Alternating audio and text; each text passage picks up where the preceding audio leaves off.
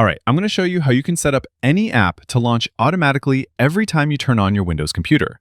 So the basic way to do this would be to go to your settings, and on the left sidebar, click into Apps, and from there, go to Startup.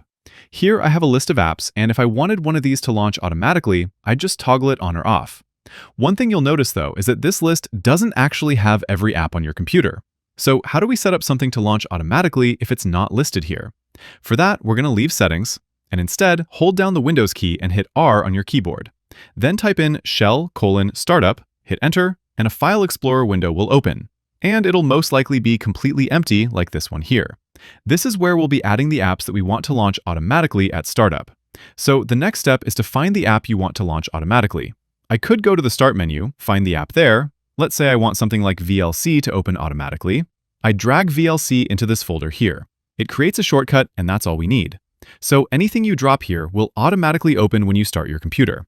I could also pull Google Chrome from the desktop here as well. Or another, maybe better way to do this would be copy and paste. So I'll do Ctrl+C to copy that shortcut from my desktop, then go into the File Explorer window here and paste it in with Ctrl+V. And whatever you put here doesn't necessarily need to be an app. This could be a file, a folder, whatever you want to launch when your computer starts. Just drop it in here and you're all set. Next time you start your computer, everything listed there is going to launch automatically. And that's how it's done.